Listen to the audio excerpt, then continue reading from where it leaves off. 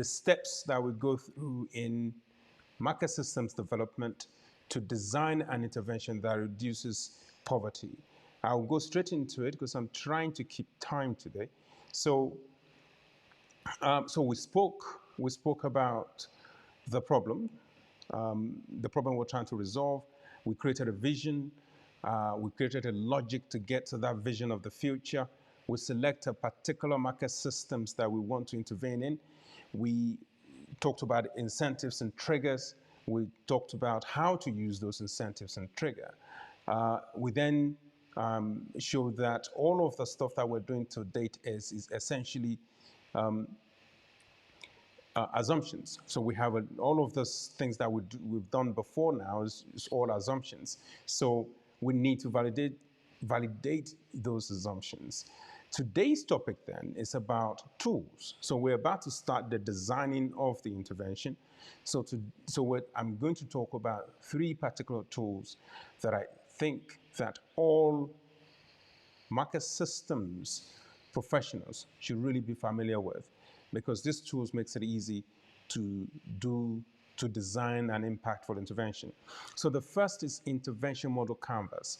The intervention model canvas is essentially has 13 building blocks based on Alex Osterwalder's business model canvas.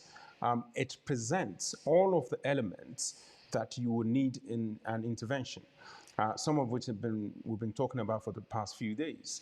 But what it does is that you have all of these elements on the canvas, and you are able to see the relationship between each element and see what needs to be tweaked and what will impact on what as you design the intervention. So it's quite an easy way and a quite intuitive way to move things around and design an intervention.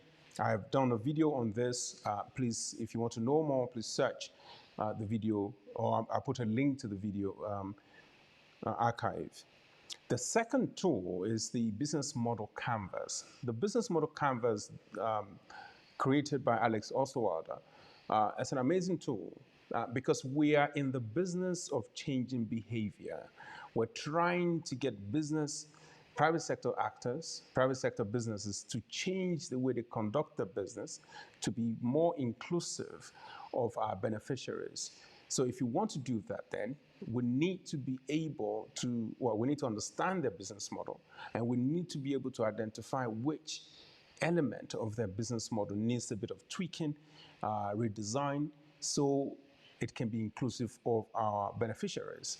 So this tool is particularly important because it gives you an insight into the way private sector works, number one. Number two, you use a common language, an intuitive language that makes the design of the business model and how all of the elements interact a lot more accessible to people that are not necessarily business experts or market systems experts. So that's an important tool that I think is worth knowing about. Intervention management guide. This here this is what we use in most market systems intervention. But the problem is we very often relegate this to the monitoring and evaluation team. But in my view, nobody should be designing a market systems intervention unless you have very good understanding of the intervention management guide with the tools within it. I cannot do as a good explanation of this tool as you will find on www.annemoriebrown.com. I'll put the link in the description. She has defined all of those tools that we normally use and exactly how to use them and a way to aid our understanding. So look out for her, and you will get a really useful tool in designing intervention.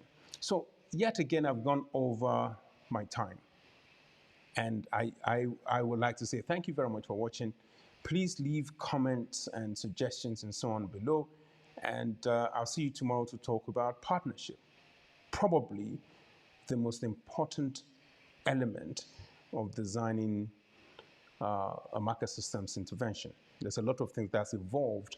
The donors' pressure, the pressure from the private sector, time pressure, all of that impacts partnership. Thank you for watching.